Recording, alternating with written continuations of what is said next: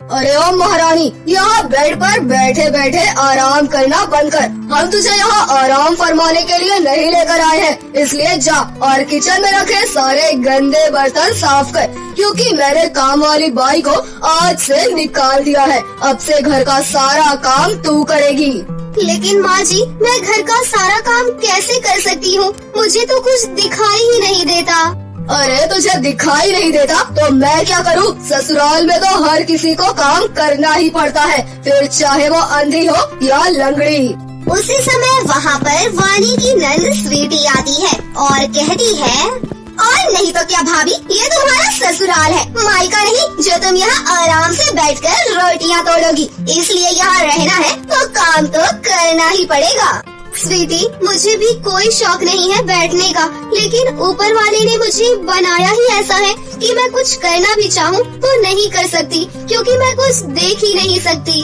वानी की ये बात सुनकर पूर्वी को बहुत गुस्सा आता है और वो कहती है, तेरी इतनी हिम्मत तो मेरी बेटी से जुबान लड़ा रही है? अरे अंधी औरत, चुपचाप जा और घर का सारा काम कर, वरना आज तुझे पूरे दिन खाना नहीं मिलेगा।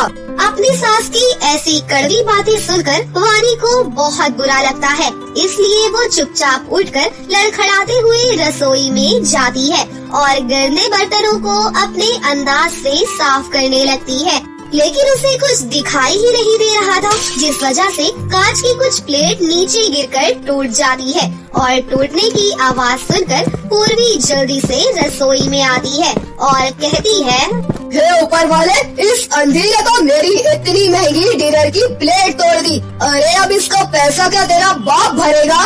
पूर्वी की ऐसी बातें सुनकर वानी बहुत घबरा जाती है और कहती है, मुझे माफ कर दीजिए माँ जी, मैंने ये सब जानबूझकर नहीं किया, मुझे दिखाई ही नहीं दिया।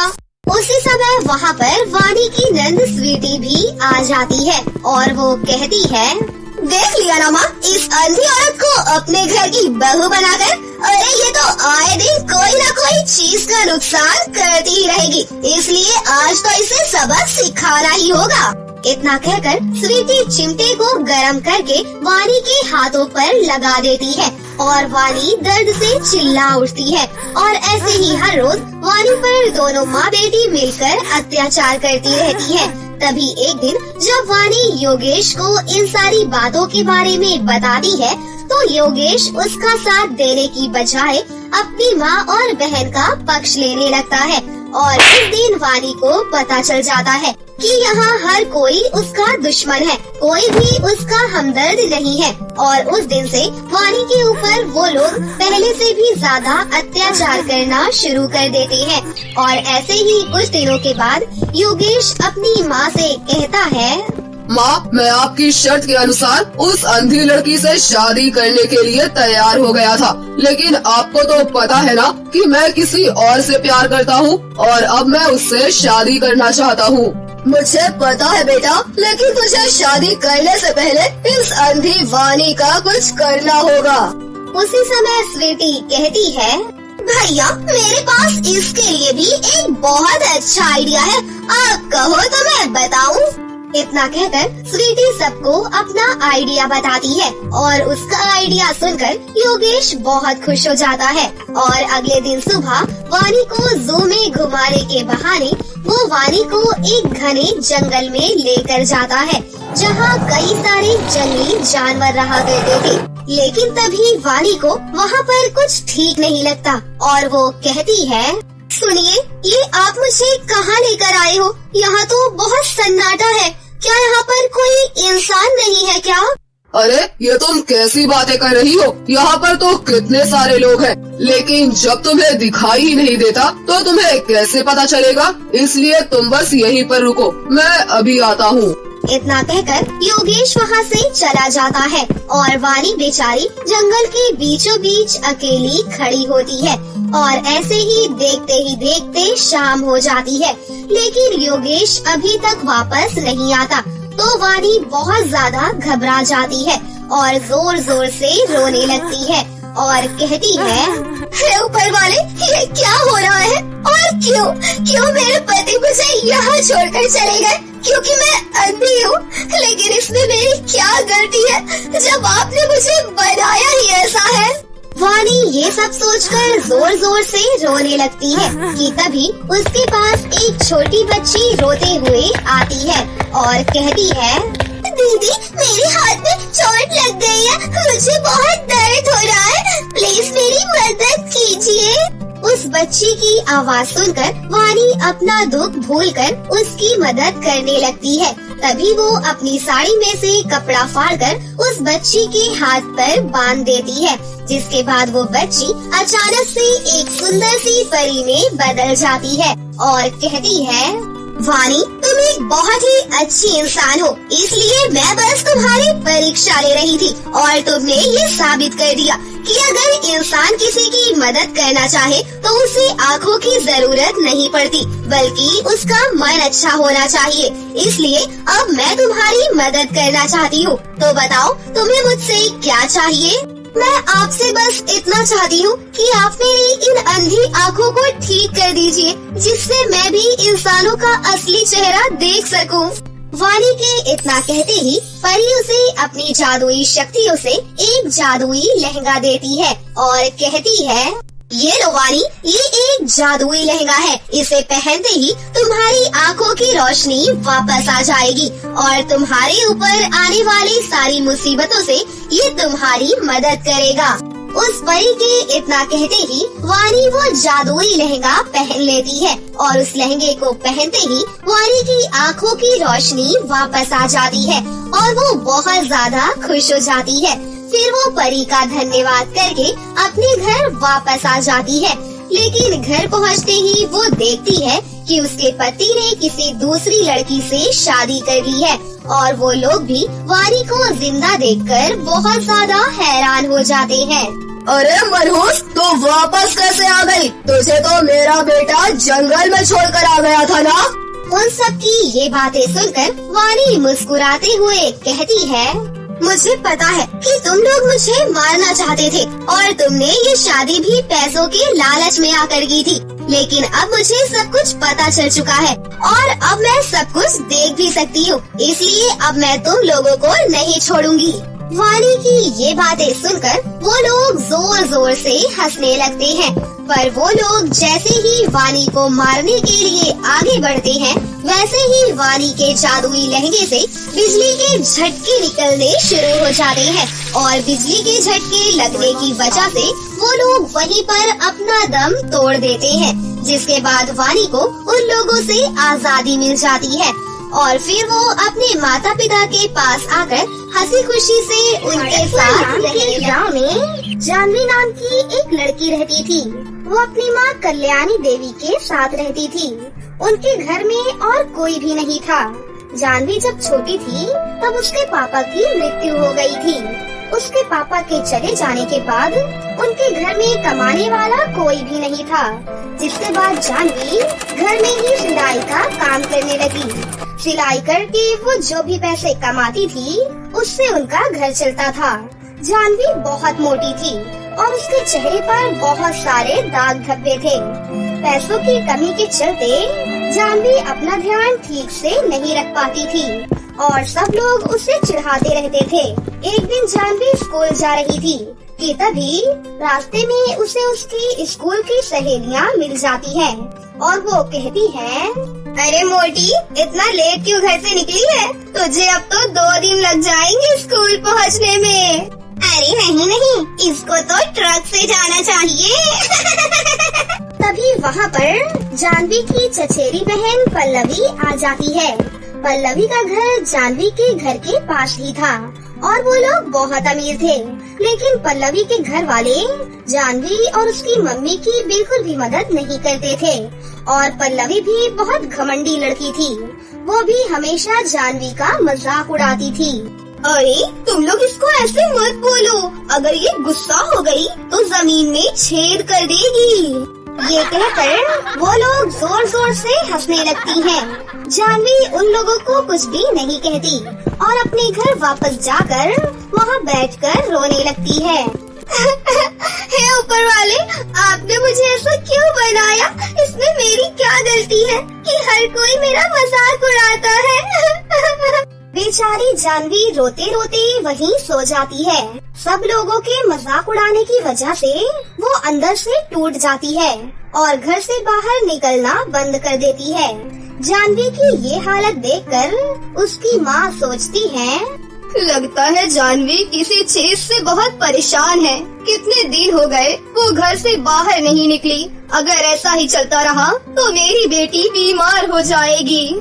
फिर जानवी की माँ जानवी के पास जाती है और जानवी से कहती है, क्या हो गया बेटी? तू कुछ दिनों से बहुत उदास है। मुझसे भी तू ठीक से बात नहीं करती। अगर तुझे कुछ परेशानी है तो तू मुझे बता दे बेटी। मैं तेरी माँ हूँ। मैं कोई ना कोई हल जरूर निकाल लूंगी। माँ, सब लोग मेरी मोटी और बदसूरत होने का मजाक उड़ाते हैं। इसमें मेरी क्या गलती है माँ? बेटी, तू कब से दूसरों की बातों को इतना सुनने लगी?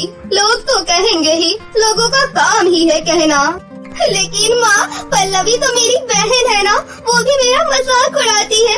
अगर मैं खूबसूरत होती तो वो मुझसे अच्छे से बात करती। बेटी, खूबसूरत बदसूरत कुछ भी नहीं होता। इंसान का दिल अच्छा होना चाहिए। पल्लवी कितनी भी खूबसूरत क्यों ना हो, मगर तुम्हारा दिल उससे बहुत अच्छा है। उसके बाद जानवी की माँ जानवी को घर से बाहर थोड़ा घूमने जाने के लिए कहती है और कुछ पैसे देकर उसे दुकान से बिस्किट खरीद के खाने को कहती है। फिर जानवी दुकान पर चली जाती है और दुकान से बिस्किट खरीद के जब वो वापस आ रही होती है तभी उसके सामने एक भिखारन आ जाती है। फिर वो भिखारी जानवी से कहती है, बहन, 2 दिन से मैंने कुछ भी नहीं खाया। मुझे खाने के लिए कुछ दे दो ना। लेकिन मेरे पास तो खाने के लिए कुछ भी नहीं है और मेरे पास पैसे भी नहीं है। एक काम करो, तुम मेरा ये बिस्किट ही खा लो। इतना कहकर जानवी दुकान से खरीदा हुआ बिस्किट उस भिखारन को दे देती है। पर जानवी जैसे ही अपना बिस्किट उस भिखारन को देती है वैसे ही अचानक वो भिखारन अपना रूप बदल लेती है और जानवी के सामने एक परी के रूप में आ जाती है। जानवी उस परी को देखकर बहुत डर जाती है और उससे कहती है, आप कौन हो और आप मेरे पास क्यों आई हो? मेरा नाम सिंड्रेला परी है। मैं एक सुंदर से परीलोक में रहती हूँ। आज मैं तुम्हारे घर के बगल से ही जा रही थी, तब मैंने तुम्हारी और तुम्हारी माँ की सारी बातें सुन ली थी। इसीलिए मैं तुम्हारी परीक्षा लेने के लिए एक भिखारन बनकर तुम्हारे पास आई थी और तुम मेरी परीक्षा में पास हुई। मैं तुमसे बहुत खुश हूँ। तुम दिल की बहुत अच्छी हो। ये कहकर सिंड्रेला परी अपने जादू से वहाँ पर एक सुंदर सा लहंगा प्रकट करती है और उसे जानवी को देते हुए कहती है, ये लो, ये लहंगा तुम रख लो। घर जाकर इसको पहन लेना। ये पहनने से तुम्हारी सब परेशानी खत्म हो जाएगी और अगर तुम्हें किसी भी चीज की जरूरत हो तो तुम इस लहंगे से मांग लेना। तुम्हें वो सब मिल जाएगा। जानवी उस लहंगे को लेकर बहुत ज्यादा खुश हो जाती है और सिंड्रेला परी का शुक्रिया करके वहाँ से घर चली जाती है। घर जाकर जानवी जब उस लहंगे को पहनती है तो वो लहंगा पहनते ही जानवी बहुत ही सुंदर हो जाती है और उसके चेहरे पर एक अलग सी ही चमक आ जाती है। तभी उसकी माँ वहाँ पर आती है और जानवी को देखकर चौंक जाती है। अरे जानवी, इतना सुंदर लहंगा तुझे कहाँ से मिला बेटा? माँ, ये लहंगा मुझे सिंड्रेला परी ने दिया है। देखिए ना माँ, इस लहंगे को पहनते ही मैं कितनी ज्यादा सुंदर हो गई हूँ। ये क्या कह रही है तू मुझसे? मुझे कुछ भी समझ में नहीं आ रहा। इसके बाद जानवी अपनी माँ को सब कुछ खुलकर समझाती है और ये सुनकर जानवी की माँ भी बहुत खुश हो जाती है और सिंड्रेला परी को शुक्रिया कहती है। ऐसे ही कुछ दिन निकल जाते हैं और अब जानवी के घर की सारी परेशानी खत्म हो जाती है। उन लोगों की गरीबी भी खत्म हो जाती है। उनको जो भी चाहिए होता है वो उस लहंगे से मांग लेते हैं। फिर जानवी उस लहंगे की मदद से गरीब लोगों की मदद करने लगती है। ऐसे ही एक दिन वो बाहर गरीबों को खाना खिला रही होती है कि तभी वहाँ पर पल्लवी और उसकी कुछ सहेलियाँ आ जाती हैं। जानवी का ये सुंदर रूप देखकर पल्लवी उससे जलने लगती है और मन ही मन कहती है, अरे ये जानवी की बच्ची इतनी सुंदर कैसे हो गई? और तो और इसके पास इतने पैसे कहाँ से आ गए? जो कल तक खुद भिखारन थी, आज वो दूसरों को खाना खिला रही है। शायद इसने कहीं से चोरी की होगी। मैं तो पता लगा कर ही रहूंगी। ये पता लगाने के लिए पल्लवी चुपके से जानवी के घर के पास जाती है और उसे जादुई लहंगे के बारे में सब कुछ पता चल जाता है। अच्छा, तो जानवी इस जादुई लहंगे की वजह से इतनी ज्यादा उछल रही है। मैं तो इस लहंगे को इससे छीन कर ही रहूंगी। ये कहकर पल्लवी वहाँ से वापस घर आ जाती है। उसी रात को पल्लवी फिर से छुपकर जानवी के घर में आ जाती है। उस वक्त जानवी सो रही होती है। तब पल्लवी उस लहंगे को चुरा लेती है और बाहर आकर उस लहंगे को आग लगाने की कोशिश करती है। वो आग लगाने ही जा रही होती है कि तभी वहाँ पर सिंड्रेला परी आ जाती है।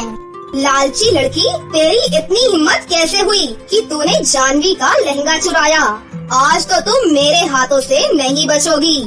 मुझे माफ कर दीजिए, मैंने जानवी से बदला लेने के लिए ऐसा किया। इस बार मुझे माफ कर दीजिए, मैं आगे से कभी भी ऐसा नहीं करूँगी, प्लीज। अच्छा ठीक है, तो तुझे मैं जान से नहीं मारूंगी, लेकिन सजा तो तुझे जरूर मिलेगी। ये कहकर सिंड्रेला परी पल्लवी को एक आँख से अंधी कर देती है और उससे कहती है, जब दोनों आँखों से तू किसी की अच्छाई नहीं देख सकती, तो फिर एक आँख ही काफी है तेरे लिए। इसके बाद पल्लवी रोते रोते अपने घर चली जाती है और सिंड्रेला परी वो लहंगा लेकर जानवी को वापस कर देती है। इसके बाद जानवी और उसकी माँ हंसी खुशी से रहने लगती है और उस लहंगे की मदद से हमेशा गरीब लोगों की मदद करती है। चमन अपने गांव के मुखिया के घर माली का काम करता था और उसकी पत्नी विनीता घर में ही रहकर सिलाई का काम करती थी। वो गांव के लोगों के कपड़े सिलती थी। दोनों पति पत्नी दिन रात मेहनत करते थे ताकि वो अपनी गृहस्थी की गाड़ी को सही से चला सके। उनके परिवार में उनकी 6 साल की बेटी सूची और बूढ़ी बीमार माँ के साथ में रहते थे। एक रोज चमन मुखिया की हवेली से काम करके लौटता है तो विनीता उसके लिए नींबू पानी बनाकर लेकर आती है। ये लीजिए जी, शरबत पी लीजिए। धूप में काम करके थक गए होंगे ना? विनीता, हम गरीबों के लिए गर्मी, सर्दी, बरसात कोई भी मौसम सही नहीं होता। गरीबों को तो हर मौसम में मार झेलनी ही पड़ती है। सही कहा जी। अच्छा, मैं बाजार जा रही हूँ। आज सिलाई से कुछ पैसे मिले थे, उनसे माँ जी की दवाइयाँ ले आती हूँ। चमन को बागवानी का बड़ा शौक था। वो सेठ जी के यहाँ जो तरह तरह के फूल लगे थे, उनके कुछ बीज अपनी क्यारी में लाकर बो देता है और रोज उनमें पानी देने लगता है। कुछ ही दिनों के बाद उसकी क्यारी में बड़े ही सुंदर सुंदर फूल लगने शुरू हो जाते हैं। अरे वाह बाबा, इन फूलों से तो कितनी अच्छी महक आ रही है और ये दिखने में भी कितने सुंदर हैं। फिर चमन किसी काम से वहाँ से चला जाता है। हाँ सूची, इन फूलों में तेरे बाबा की मेहनत जो लगी हुई है। माँ, कल शिवांगी दीदी की शादी में हम सब जा रहे हैं ना, तो मैं वहाँ पर कौन से कपड़े पहन कर जाऊँ? बेटी, बक्से में तेरा जो गाउन रखा है, तू उसे पहन कर जाना। नहीं माँ, हर शादी में मैं वही पहन कर जाती हूँ। पिछले 3 साल से मैं हर दिवाली, शादी और यहाँ तक कि अपने और अपनी सहेलियों के जन्मदिन में भी उसे ही पहनती हूँ। अब मुझे नए कपड़े दिलवाओ, मैं उसे नहीं पहन कर जाऊंगी। विनीता ये सुनकर दुखी हो जाती है। अरे बहू, वो इतना कह रही है तो उसे नए कपड़े दिलवा दो ना। माँ जी, नए कपड़ों के लिए पैसे नहीं है। जो पैसे थे उनसे घर का राशन और आपकी दवाइयाँ आ गयी। तो फिर ठीक है माँ, मैं भी शादी में नहीं जाऊंगी, नहीं जाऊंगी, नहीं जाऊंगी। सूची रोते हुए वहाँ से चली जाती है। विनीता को अपनी बेटी का टूटा दिल देखकर दया आ जाती है। फिर वो अपना एक पुराना भारी दुपट्टा निकालती है जो कि एकदम फीके रंग का होता है। अरे, ये दुपट्टा तो बहुत फीके रंग का है। अब इसमें ऐसा क्या करूँ कि ये रंग भरा हो जाए? तभी विनीता की नजर अपने बगीचे में लगे रंग बिरंगे फूलों पर जाती है। वो उन फूलों को तोड़ती है और उस दुपट्टे पर सिलाई करने बैठ जाती है। उस फीके दुपट्टे को काटकर वो उसकी चोली और लहंगा बना देती है। फिर वो तरह तरह के रंगीन फूलों को लगाकर उनसे बहुत ही सुंदर लहंगा बनाती है और दरवाजे की दहलीज पर बैठी हुई सूची के पास ले जाकर कहती है, देख सूची, तेरी माँ ने तेरे लिए क्या बनाया है। तेरे लिए नया फूलों का लहंगा। ये तो बहुत ही सुंदर है माँ, और इन फूलों से कितनी अच्छी खुशबू आ रही है। ये तो मुझे बहुत पसंद है। सूची अगले दिन शादी में वही लहंगा पहन कर जाती है। उसका लहंगा देखकर सभी उसकी बहुत तारीफ करते हैं। अरे वाह सूची, तेरा लहंगा तो बहुत ही सुंदर लग रहा है। ये तो दुल्हन के लहंगे से भी ज्यादा अच्छा है। सच में मुझे भी अपने लिए ऐसा ही लहंगा लेना है। तुमने इसे कहाँ से खरीदा है? अरे मैंने इसे खरीदा नहीं है, ये तो मेरी माँ ने मेरे लिए सिला है। क्या सच में? विनीता, ये फूलों वाला लहंगा तुमने बनाया है? कुछ दिनों में इसकी मौसी की शादी है। मैं चाहती हूँ तुम उसकी शादी के लिए ऐसा ही एक ब्राइडल लहंगा तैयार करो और एक मेरी बेटी के लिए भी ऐसा ही लहंगा बनाओ। जितने भी पैसे लगेंगे तुम मुझे बता देना। फिलहाल ये रखो एडवांस। आपका बहुत बहुत शुक्रिया। सभी उस शादी में सूची के लहंगे की बहुत तारीफ करते हैं। शादी में ही विनीता को ढेरों ऑर्डर मिल जाते हैं। ये देख विनीता और चमन बहुत ज्यादा खुश होते हैं। विनीता उन एडवांस मिले पैसों से बाजार से कुछ कपड़े खरीद कर लाती है। फिर उनमें अपने बगीचे के फूलों से सिलाई करती है और ब्राइडल वाले लहंगे पर लाल गुलाबों के फूल से सिलाई करती है। ये लीजिए जी, सभी 120 ऑर्डर कंप्लीट हो चुके हैं। अब आप इन्हें ग्राहकों के घर पहुंचा दीजिए। अब हमारी सारी परेशानियां दूर हो जाएंगी। हम माँ जी का इलाज अच्छी जगह पर करवाएंगे और अपनी सूची के लिए नए नए कपड़े खरीद सकेंगे। सही कहा विनीता, अब हमारे अच्छे दिन शुरू हो गए हैं। अब विनीता के बनाए हुए फूलों वाले लहंगे को हर कोई दुल्हन हो या रिश्तेदार शादी और पार्टियों में पहनना चाहते थे। अब तो उसे शहरों से भी कई ऑर्डर आने लगे। देखते ही देखते उसकी खूब कमाई होने लगी। चमन ने भी मुखिया का काम छोड़ दिया। अब वो खुद के फूलों के बगीचे में नए नए फूल उगाता, जिससे विनीता लहंगे बनाती। कुछ सालों में ही उन्होंने गांव में ही अपना एक बड़ा सा शोरूम खोल लिया, जहां शहरों से और दूसरे राज्यों से लोग उसके लहंगे खरीदने आते हैं। अब उनकी सारी परेशानियां खत्म हो चुकी थी और वो काफी ज्यादा अमीर हो गए थे। तो दोस्तों, कैसी लगी आपको हमारी ये कहानी? अगर आपको हमारी कहानी अच्छी लगी हो तो इसे जरूर लाइक करें। साथ ही हमारे चैनल को सब्सक्राइब भी कर लें और बेल आइकन को दबाना ना भूलें। मिलते हैं अगली वीडियो में। धन्यवाद।